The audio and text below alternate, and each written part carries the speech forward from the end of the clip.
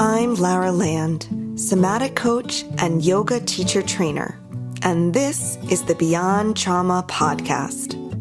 What a couple of years we have had. The challenges continue to grow, and more of us are experiencing some level of traumatic stress. My commitment here is to bring you the most up-to-date insights on exactly how trauma affects our mind-body-spirit system and how we can work with our bodies to soften its impacts. You will be hearing from trauma survivors and researchers, and together, we are going to incorporate what they have to teach us to heal ourselves and promote the well-being of all those around us. Here we go. Welcome back, everyone. I have another guest that I'm really excited about. This one I've been fanning over for some time and was really smitten to score for this podcast. Lama Rod Owens is an author, activist, and authorized Lama, a Buddhist teacher of Tibetan Buddhism. Lama Rod is the co-founder of Bhumisparsha, a Buddhist tantric practice and study community. He holds a Master of Divinity degree in Buddhist Studies from Harvard Divinity School, where he focused on the intersection of social change, identity, and spiritual practice. He is the author of Love and Rage, The Path of Liberation Through Anger, and co-author of Radical Dharma, Talking Race, Love, and Liberation, which explores race in the context of American Buddhist communities. Lama Rod has been published and featured in several publications, including Tricycle, the Harvard Divinity Bulletin, Spirit Magazine, and offered talks, retreats, and workshops for many organizations and universities. I wanted to have Lama Rod on the show quite selfishly because of the calm I feel whenever I listen to him speak. I'm sure you're going to understand that in a minute when you too get to be in his energetic field. I also wanted to get a Buddhist perspective on trauma and trauma healing. In this conversation, we talk about surrendering to the Dharma, the Buddhist teachings, and the difference between centering your practice, and when I say practice, that includes mindfulness and insight meditation, truthfulness with self and in relationship with others, and everything about practice of living in right living, whether we center that in liberation or versus centering our practice, our meditations, our relationships in comfort. And I love this, we talk about not picking up other people's labor. Really good insights there. Plus, we chat about working with anger, triggers, the role of the teacher in our practice and journey, and Lama Rod's forthcoming book and what it means to be a saint in today's world. I know you're going to enjoy this one. Great. Well, welcome, Lama Rod. I'm really very grateful to have you here. I've been following your work, listening to you on other podcasts and reading your writing for some time. And I've always just been so touched and amazed by the spaciousness and healing one can feel just by hearing your voice. So I thought, what a gift to give our listeners, and maybe a little bit selfishly myself, to have some time to spend with you. Yeah. Well, thanks for inviting me. Yeah, I thought this podcast is centered around trauma healing and kind of embodied practices that we can use to shift the impacts of trauma. And we haven't really had anyone on to give a Buddhist perspective. A lot of my listeners come from yoga backgrounds, so they are kind of Buddhism adjacent, and they might practice some little bit of like Buddhist practices, mixed with some yoga philosophy, maybe even some Hinduism, and kind of mishmash. And I thought just hearing a little bit more about Buddhism and that practice and how it specifically can help with trauma would be really beneficial to the listeners. And well, maybe you can share a little bit about your story and then how you came to be a Buddhist Dharma teacher. Yeah, I started out early in my life, in early teens, really concerned with suffering, really the suffering of the world, the suffering of communities, my own suffering. And I just had this really natural compulsion, I guess, to want to help, and that was the most exciting thing for me growing up, was like helping, being a part of projects or initiatives in my community or at church and at school where I was giving back and helping, right? And that led me into deeper service in college. I was able to do a lot of service work, advocacy work, and eventually activism in several different fields, in areas from hunger and homelessness to HIV/AIDS awareness and education, even sexual assault advocacy and support. And when I moved into my 20s, I, at the same time, felt such a disconnect from my upbringing as a Christian. I grew up in church, and I just felt a deep disconnection from God. I just felt like everything that I was doing no longer lined up with what other Christians around me was doing. And I had to go through a period where I broke up with the church and with God and really devoted myself deeper into a deeper engagement with activism specifically. And of course, that led me into, after graduation, joining and moving into an activist community in Boston. And that's really where I deepened my understanding of social justice. Yet at the same time, I was also struggling with severe depression. And the depression got stronger and stronger. And I really had to vow, I had to one day just say, this isn't going to beat me. This isn't going to get me, right?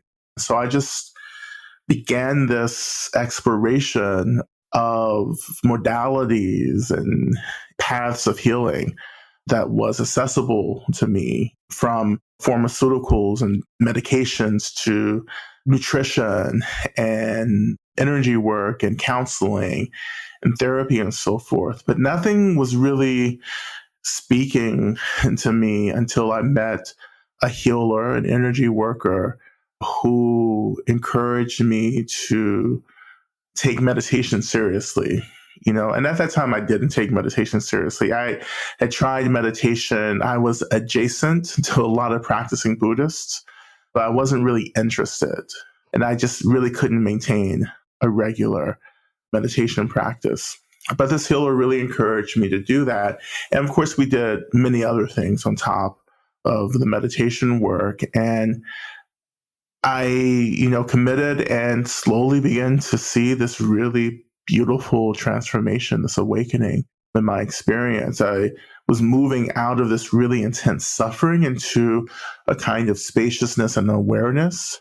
And it was just enough space for me to understand that Buddhism was a path that was going to get me to where I wanted to be. Right. I didn't know where I wanted to be, but I knew I wanted not to suffer. I knew that much. Yeah. And so that began my engagement with Buddhism and Dharma. And it also began, my engagement with yoga as well. And of course, that led me out of my activist community into a monastic community where I trained for 5 years, 3.5 of those years being in cloistered retreat, where I trained to become a teacher. Yeah. And that's what Lama means, teacher, in the Tibetan tradition. Yeah, and I definitely want to ask you about that. I want to ask you a few questions. I read that was this healer a Christian healer, or was that a different? Yes. Yeah. So that's really interesting, right? Because I went to Rwanda some years ago to work with folks who had been through the genocide, and a place where a lot of Christian missionaries had been. And the word around town was yoga is the devil, right? So, and a lot of people don't realize that there's meditation in so many spiritual and religious traditions. Yeah. I wonder, was that unusual in your community that there was this kind of Christian healer that used meditation? And maybe was the meditation similar to what you were then later taught in the Tibetan tradition? Yeah. Well, the meditation was mindfulness. Yeah. It was just straightforward mindfulness, learning how to use anchors, right, to steady my mind. And, in terms of like this Christian healer, in the community that I was living in, there were so many really interesting spiritual practitioners, right, in the community. And part of my journey and figuring out like what the modalities were for me to work with depression, part of that path was really just sitting down and talking with all of these different practitioners that I knew. I talked with my Muslim friend, right? And I had a Christian Science healer friend as well. And I had, of course, Buddhist elders that I sat with and folks in different denominations of Christianity, but everyone was super open-minded.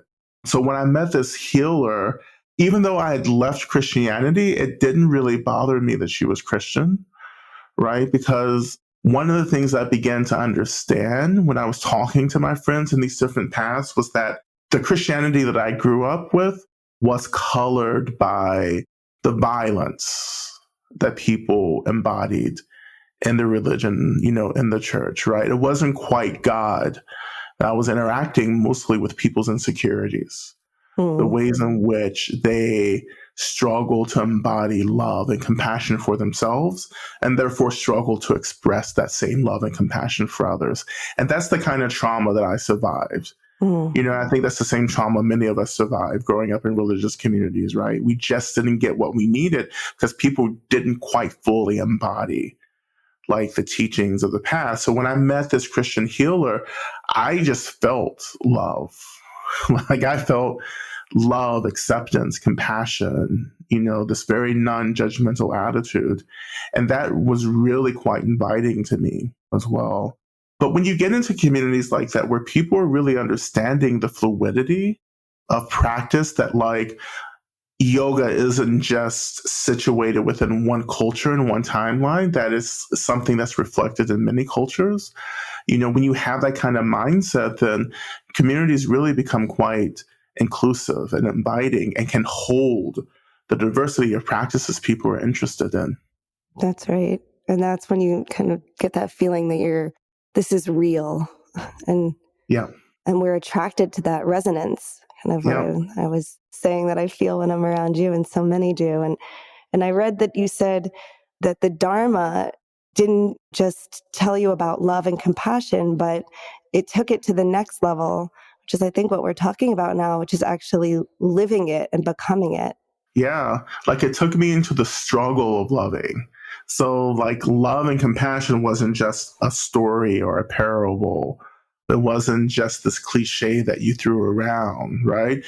The Dharma forced me to wrestle with becoming love. And that, of course, that first stage of wrestling is actually opening to love for yourself, right? And so that was hard work. And it continues to be hard work. It's a little easier now. But to begin to really do the labor of loving yourself, right? Beginning to hold everything that we habitually run away from about ourselves, right? To hold it, to not react to it, but to create space where we can respond to the things that need to be cared for and tended to, right? That's the deep self-love, right? That Dharma introduced me to, and that begins to transform you. For me, I didn't have to think about how to love people or how to have compassion for folks, because the compassion and love that I was developing for myself began to naturally express itself towards others without me even thinking. It's like the love that we hold for ourselves or have for ourselves becomes this kind of space that opens up around us. So you become like the sun, like you just begin to radiate care and compassion around you. It's not like you're focusing. The sun doesn't know, right? That is like warming us up, right? The sun is just the sun radiating. Yeah. It's just this ball of fire on chemical reactions producing light and heat. It's the same thing for us when we just do the work of loving ourselves. We just start radiating love unconditionally and non-judgmentally to everyone, regardless of who they are. So the love that you feel for me is actually really radiating from the love that I have for myself. That is so beautiful. And I can feel into that. And I can understand how if I love and accept myself, then I don't feel like I have to contract around other people or get defensive because I know who I am, even those parts that I've maybe not liked so much, but I'm open to them. So in that kind of space, no one can harm me and I can feel more free to love other beings. Exactly. Yeah, you have the space. Yeah. Right? When we're contracted and shut down, it's hard for us to trust anything. That contraction is really just an expression of trauma. Yeah. And so maybe you can share for us a little bit about the journey to get there, because obviously we don't get right to that spot. Right. And there's this facing of some stuff that, we might not like about ourselves. Yeah. And what I like about your teaching and what I try to get across to folks who come to me is that, because meditation, right, it's now being sold so much, it's like to heal all our problems and make us happy. And then we kind of have to fight against that when people come to us and shift their thoughts on meditation and let them know, actually, this might not feel great all the time or right away. Can you speak to that a little bit? Yeah, absolutely. And my teacher once said that to build a fire, you have to deal with smoke first. Right. And I think when we begin the work of loving ourselves and moving into telling the truth, right? Because this work is really truth telling. Like, this is how I've shown up in the world. Like, this is who I am, right? These are the things that I've done. These are the things that I've thought. Like, that kind of truth telling can be quite brutal, right? But what is helpful here is that we begin to hold space. So we let go of reacting to everything that's arising. And you remember that you're not the only one, right? Who's going through this. The isolation is what intensifies the suffering of this labor. When I say, well, I'm the only one who's ever done this and said this, I'm the only one that shit like this happens to. You're not, right? And so you open up and say, I and others, and I would even say countless others have experienced this, right? And maybe I did certain things, that created a lot of harm, but it's okay because now this is the medicine that I'm taking, right? To begin to heal the causes and conditions that led to this kind of harm, in my life. And so on top of that, holding space is also the grieving. I have to grieve everything that I am always running away from, I have to allow myself to experience the sadness, right? And the hopelessness and the despair, but not get lost in it. But again, remembering that I'm not the only one, right? And in my practice, I call in support, so I call in the support of benefactors that can be living beings or unseen beings, formless beings, right? Like deities and spirits and ancestors and so forth. And as I'm moving through this labor of holding space for these things about myself, I am connecting to the love that these beings have for me. It's so that love becomes a lifeline from benefactors that we hold on to. So we don't have to do this work alone, right? But it's like touching the earth in a way. It's like so many of us are so far away from reality itself. Like, we live in narratives and assumptions about the world and about ourselves. Yeah. That's a practice that keeps us safe, because there's a lot of pain and hurt that freaks us out, right? But this work of loving is about learning how to connect to the earth, which for me is how I describe telling the truth about how things are.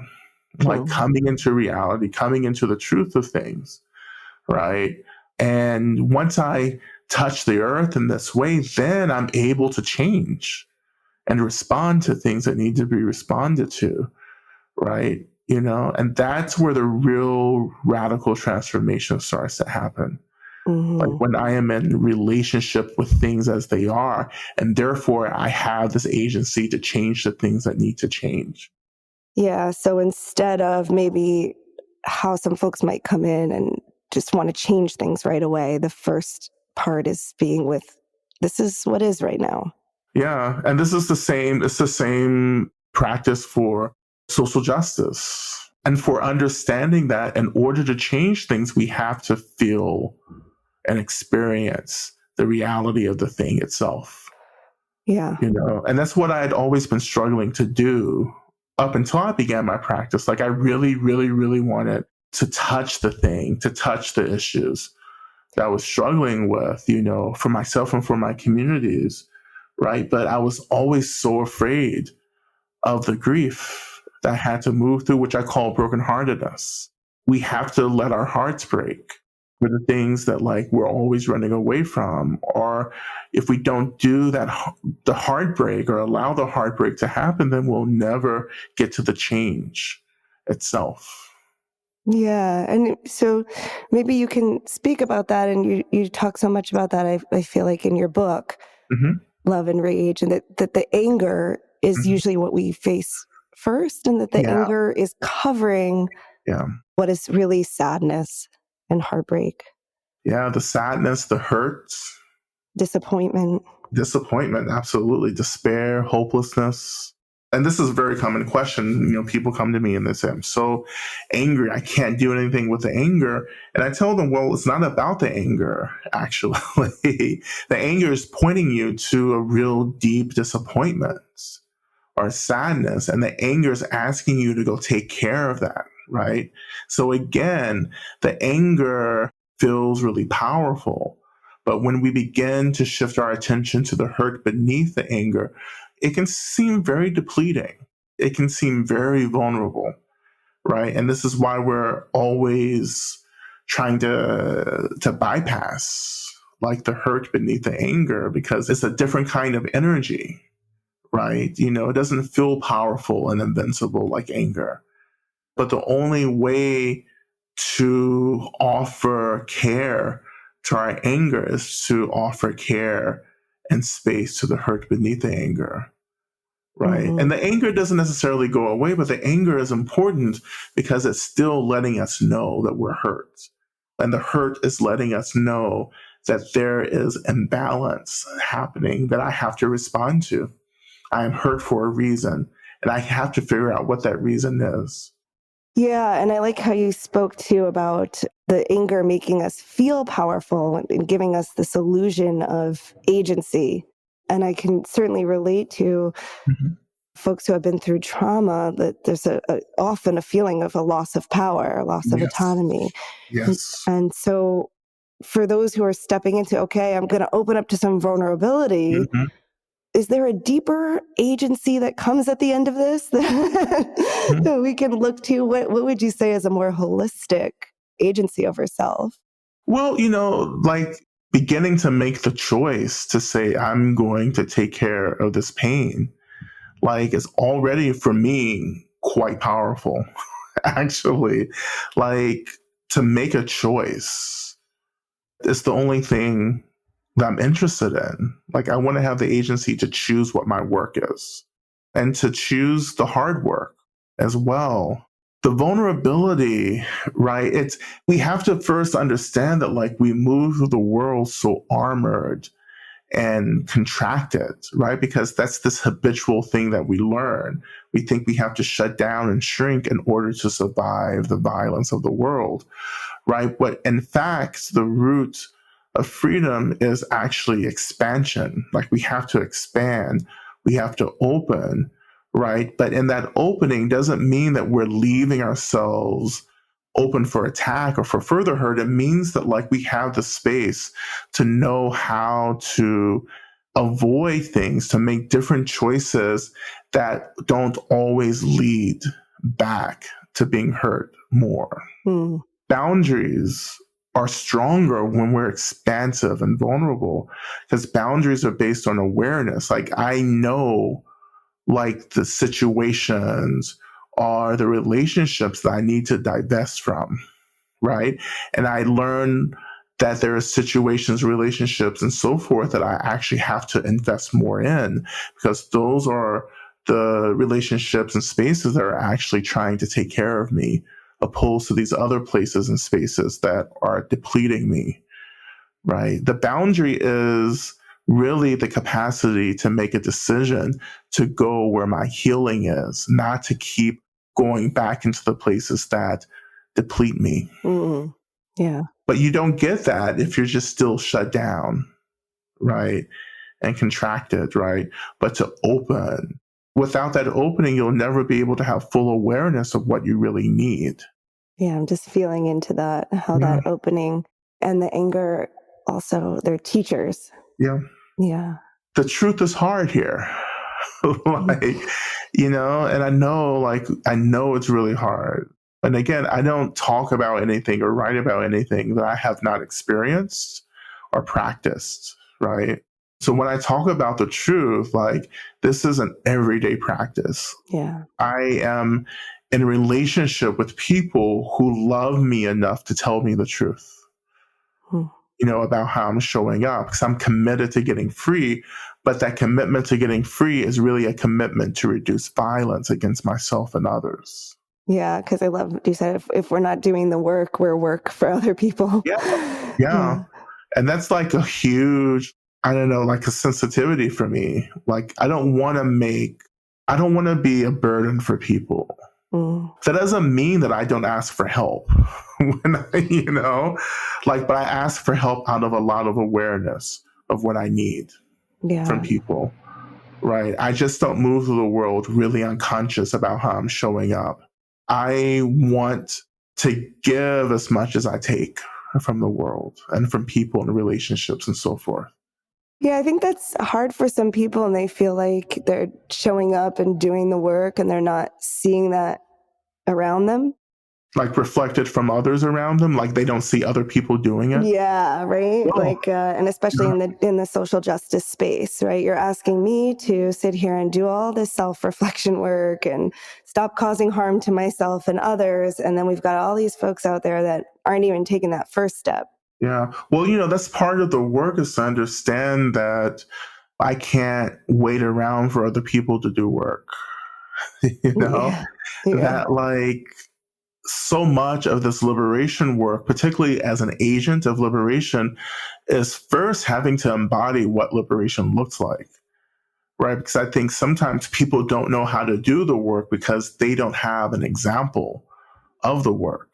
Mm-hmm. I mean, I can only do what I do because I have teachers who embodied what this looked like and continue to embody what this looks like, right? Yes. That's what drew me into this, actually. This is what got me deeper into Buddhism, was seeing these teachers who were so spacious and fluid and open and aware and kind and compassionate. And I said, oh, it is possible to reach this level, you know, of practice. Yeah. Maybe you could speak more to that, the importance of the teacher and the relationship to the teacher. I had that as a couple of questions for you around that. I mean, one thing you touched on earlier, or that I've been taught, and I wonder what you'd like to say to this, is about, you know, the teachers can also be these realized beings that we call into practice, ancestors. So I'd love to hear you speak a little bit more about that. I know when I started practicing yoga and the Hindu ideology and everything was, at first, I was like, that freaked me out. and then I came to understand more about like the essence of these beings and how we can work with that. And then I guess my other question to you would be about the human to human kind of relationship with the teacher in your lineage. And of course, there's been a lot of issues with teachers from my lineage also. And I wonder, do we need the full surrender to a teacher to get, like, you know, to that liberation? Right.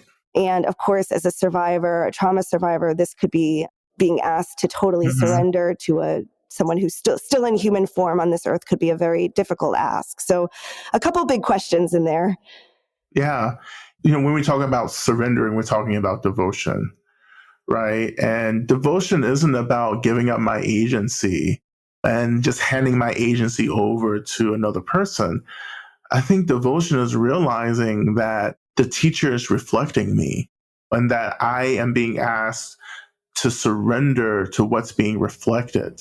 And what's being reflected is not just the work that I need to do, but what also should be reflected is my goodness, my beauty. And those are the things that we don't often see about ourselves, but a teacher is a mirror for us.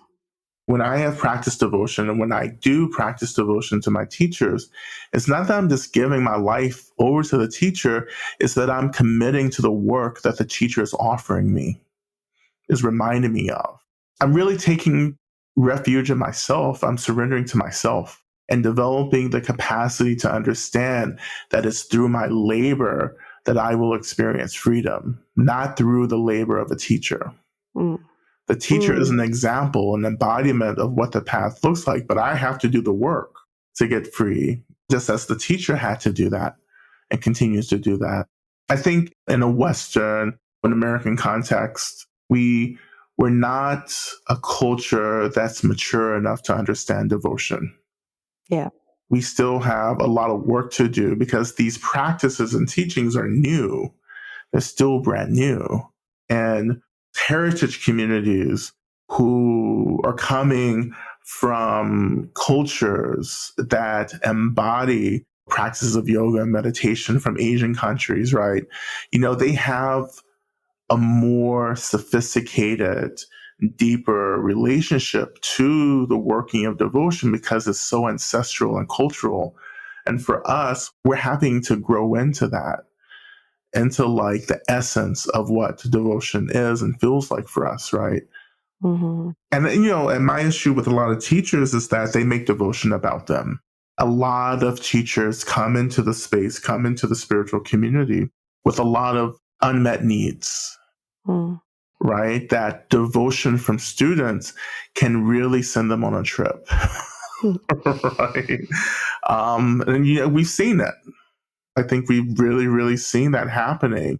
And so therefore, for me as a teacher, I have to understand what my needs are and that my spiritual community is not a community where all of my needs should be met. I love having non-spiritual friends, actually, because that's a need of mine, to be with folks who aren't fixated, right, on my role as a teacher. Yes. Yes. And then another piece of that too is that it is inappropriate for teachers to have all their needs met by the spiritual community. And I think that's another misunderstanding about teachers and spiritual communities, right? As a teacher, when I experience devotion from students, whatever kind of fanning people do around me, it's not about me. It's about something that I'm offering that's helping people be freer. And so my devotion is to the Dharma, to the teaching. And so I want people to focus their devotion and trust and love into the teachings themselves, because that's what's actually freeing us. And two, the first part of your question about the unseen world, many of us struggle growing up in families and communities that are so distant from the magic of the world. So colonialism and capitalism, the Industrial Revolution and the Scientific Revolution, are these movements and systems that arose that began to push away the uncertainty, the fluidity of the unseen world, the magic. And what we have to do is reclaim our magic, reclaim our ancestral magic. No matter what ancestry we come from, our ancestors all practiced magic and had a relationship to the unseen world. And so for me, coming into Buddhism was permission for me to reclaim that belief system, which was always with me. I was always a believer in everything, from ghosts and deities to extraterrestrials and other worlds and other planets. So when I came into Buddhism, and Buddhism was yes, of course. You're not the only show in town. A matter of fact, the teachings was how dare you assume that like you're the center of the universe, that you're the only life and the only intelligence. Life in the seen world and the unseen world is so vast and boundless, right? And it doesn't have to be overwhelming. You can just say, oh yeah, there are countless beings. Buddhism, for me, also helped me to understand how to be in a relationship to all beings. There's a practice for everyone, right? And that's what really excited me to start doing practices where I was offering kindness and gratitude to unseen beings, right? When I was connecting to the earth and the beings connected to the earth in a fuller way, like it helps us to not feel so alone. Yeah. Actually. And it also helps us to understand that we have help and support if we can just believe and reach out. Yes. Yeah, those two things, because this idea that we have to do it all on our own or that we can is a false idea, and that, that will for sure lead to us dropping off the path. And then, just opening up to and accepting that larger support and that connectedness. That's beautiful and very helpful. How would someone start, if they think like this might be a path for them? Do they search for a teacher? Well, you know what? I would just explore the different traditions of Buddhism. And now we have technology and social media, which makes it so simple to do. It's so simple just to hop on YouTube and just to explore different teachers and traditions and lineages, right? And books, of course, we have so many books, right? And I tell people that, like, just explore. And the first thing that excites you and really interests you, just focus on that and see where that leads you. Yeah. For me, it was meditation, but I wasn't excited about meditation. Meditation isn't something that I've ever been excited about. Right? That's so important for people to hear. Yeah. Like, it's beyond like attachment or aversion. It's more like, this is what I do. Yeah. Like, I don't think about it like that. It's just, I have to do this. Like, it's as important as breathing. I breathe and don't think about it.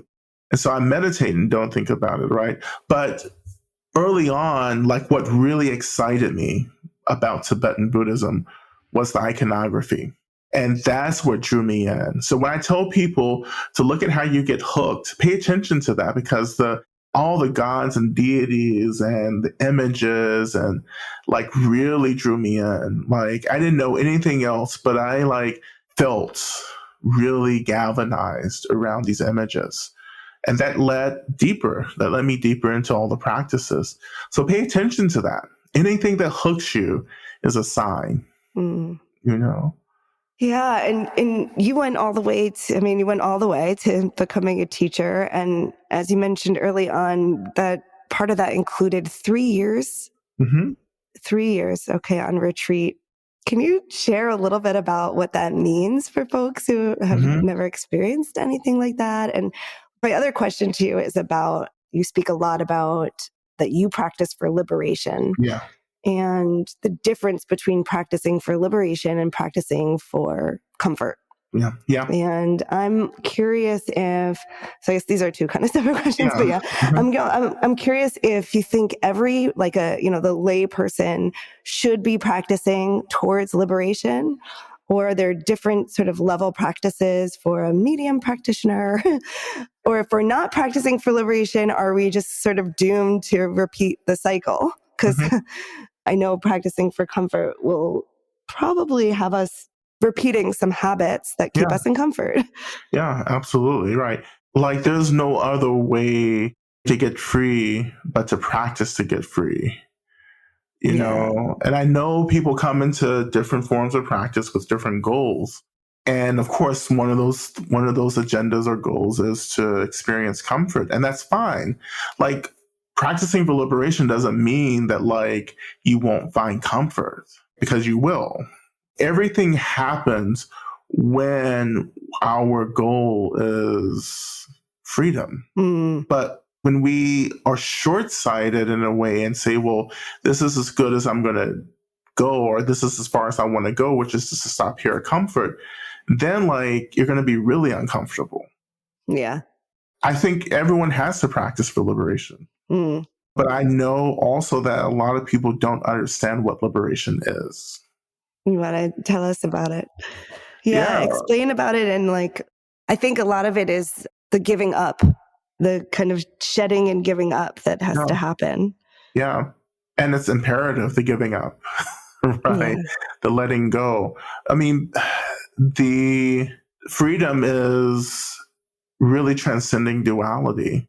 It's remembering what we are, which is this essence, that space and energy and fluidity and emptiness, right? It's what we are beyond the suffering. Yeah. That's what I'm practicing for, is to remember what I am, to remember that I arise. This entity that's called Rod arises out of this fundamental space and emptiness and energy and clarity, right? And that I'm trying to remember where I come from in order to let go of all the suffering and the things that I have started to believe in that has nothing to do with my fundamental nature, in essence.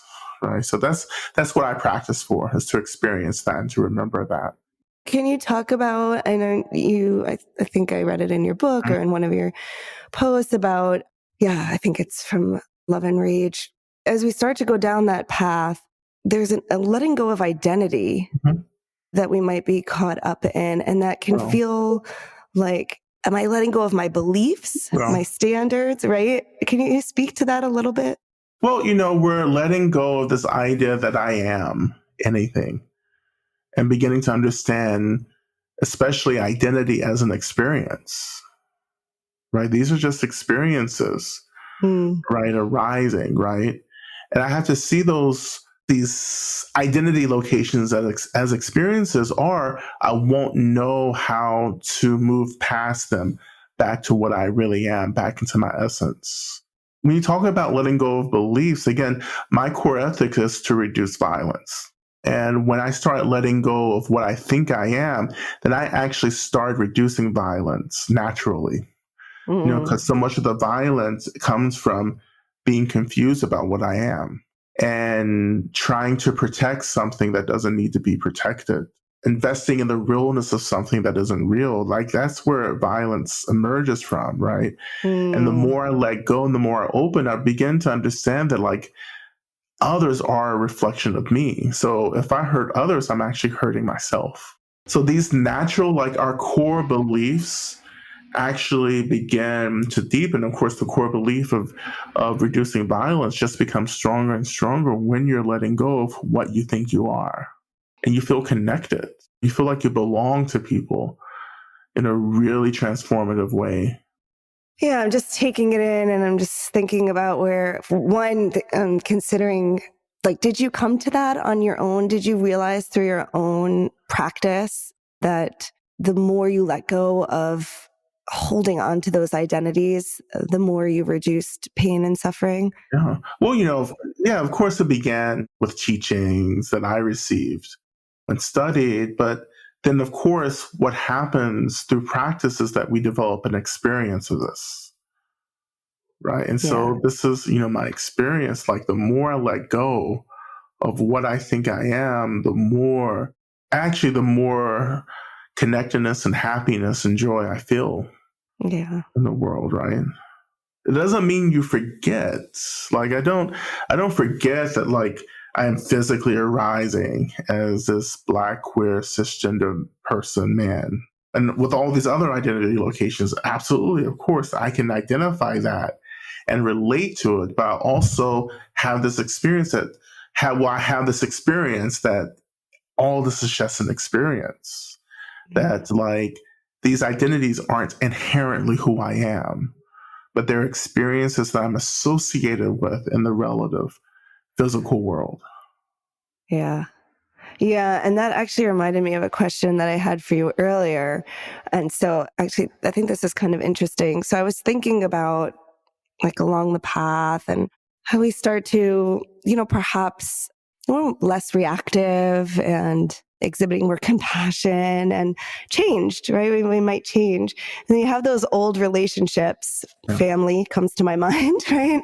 Like people still treating you like some version of yourself that you might have been before. Absolutely. And how we work with that. And then as you speak about this, right, it's magnified for me, that question, right? It's like you still have to deal with how other people perceive you and treat you. That's wrapped up in their ideas of your identity.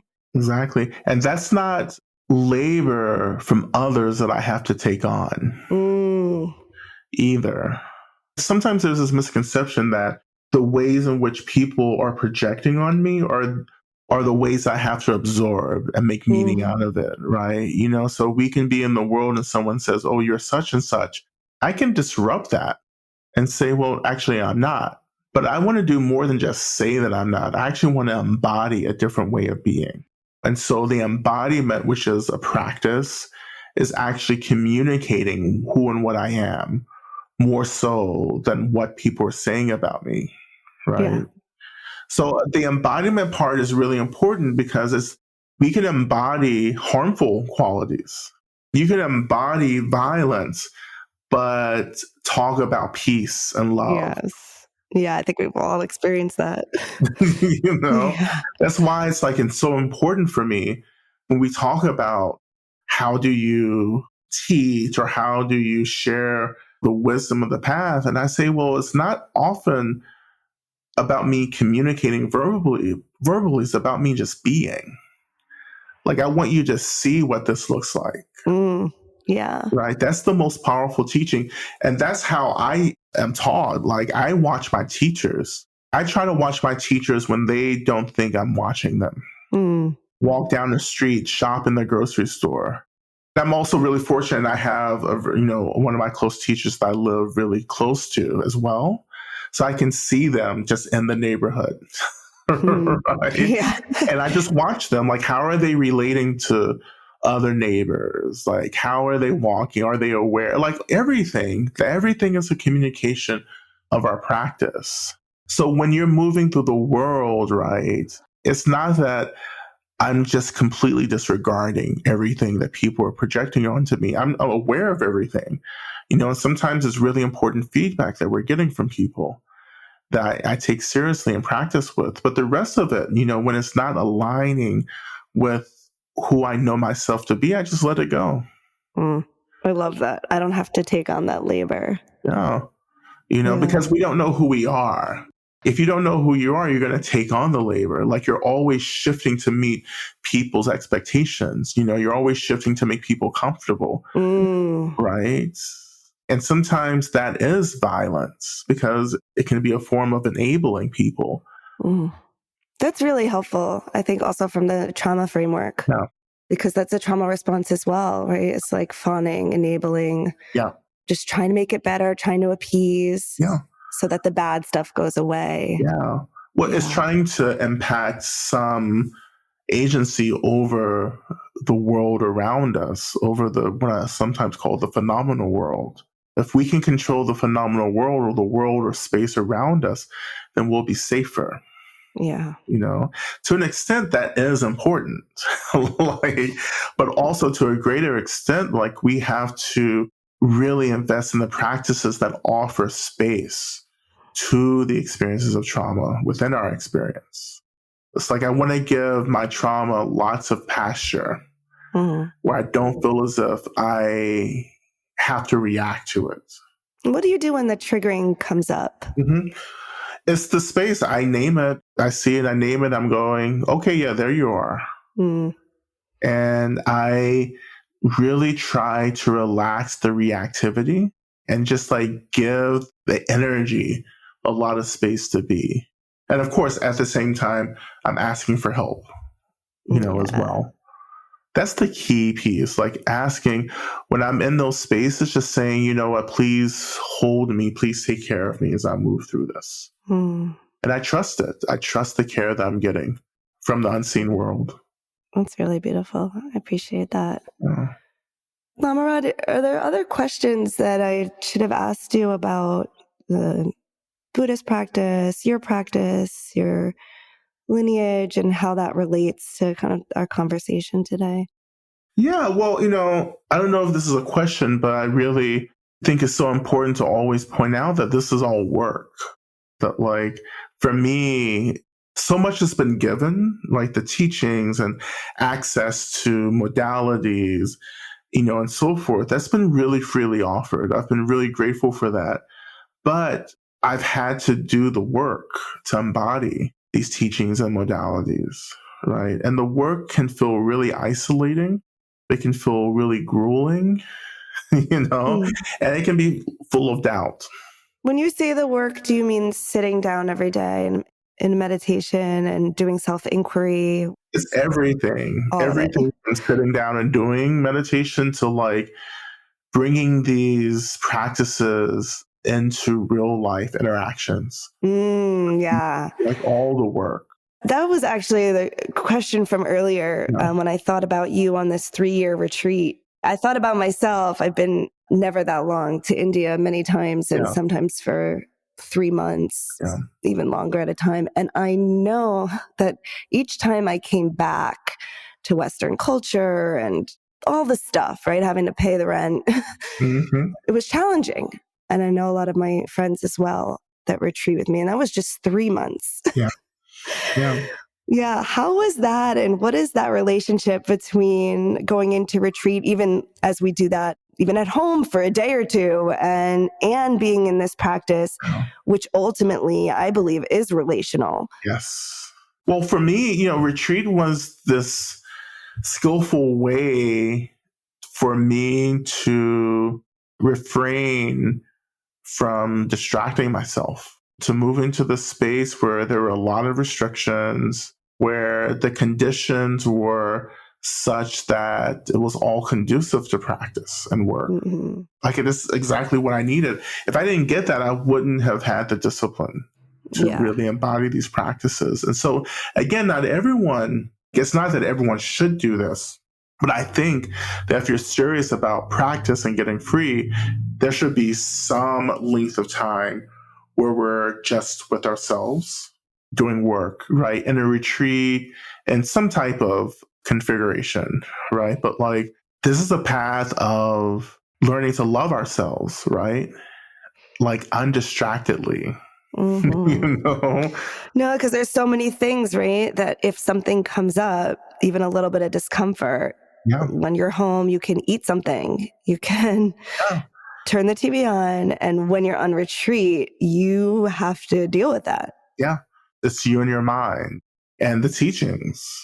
And that was the line that I crossed, even before going into retreat.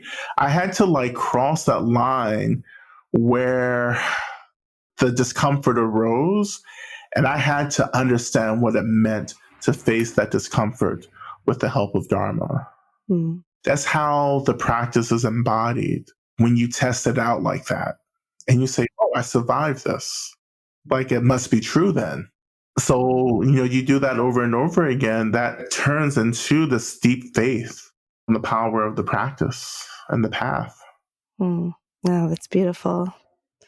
Thank you for that, Lama Rod, and for all your time today. I think you have another book coming out. Are you working on something? Yes, yeah. I have a new book probably coming out end of next year, end of 2023, called New Saints. And it is an exploration or a revisioning, I would say, of the Buddhist notion of sainthood. Yeah. Okay. So very different book. I think people are going to be really surprised at how much I kind of deviate from my first 2 books. And what prompted you to go in a different direction? I think the times. I think, pandemic and political unrest and climate change. Like, I think there's so much happening. And I just kept thinking about what it meant to be good right now. Like, what is that process, right? What does it mean to be a saint? And of course, putting this into conversation with the ways in which social media has become this tool that people are using to create these illusions of their virtue, of how good things are for them and so forth. And I really wanted to write something to disrupt all of that. Ooh. Okay. Like that being good isn't this place that we land. Good is a choice that we're making to reduce harm minute by minute, second by second. And what that looks like in life to make those choices every second, and what kind of life that ends up being. Is that like the bodhisattva, or is that something different? Yeah, the bodhisattva. Yeah, it's the bodhisattva. Okay. But the problem with the bodhisattva tradition in Buddhism is there's a lot of magical realism in Tibetan practice. And so when people approach the literature about bodhisattvas, we think that it's about being like a Marvel comic superhero. Like you have to develop these powers. Yeah. To be of help. But the power of the bodhisattva is giving a shit. That's it. You give a shit, you do your work, and you keep doing it. That's all it is. I love that. Right? And so really, this is what I'm doing. It's I'm taking all of this and saying, this is what we should be doing now. This is how to practice goodness. This is how we're going to move through all of this. Right. And yes, there is magic. Absolutely. But we can't get distracted by the magic. Mm-hmm. There's real work happening that the magic can support. Oh, I like that. Yeah. So the magic isn't the goal. Yeah. Yeah, we talk about this in Patanjali talks about this as well, right? Don't read the third pada too much. Exactly. Exactly. We just bypass. It's you have to understand that this is just real. It's a lifetime of work. Yeah. That's not about being comfortable. But there will be space for us to experience happiness and gratitude and joy, which is what we can rely on, which we can feel comfortable in. But we have to find comfort in discomfort. By saying that, yes, there is discomfort, and I know that this is something that I just have to move through to get to this space of liberation. Yes. Well, I love that. I love learning from you. I'm looking forward to that book coming out. Maybe you'll be very busy, I know, but maybe you'll be able to come on again and speak more about that. I think, that's a whole conversation. Yeah. And understanding more about sainthood and how we can be it, and not putting it up on this pedestal that just, again, puts us in a space of giving up. I can never get to that. Yeah, absolutely. Thank you, Lama Rod. Did I miss anything else? Is there anything else you'd like to share with us about what's coming up for you, or any final words of wisdom?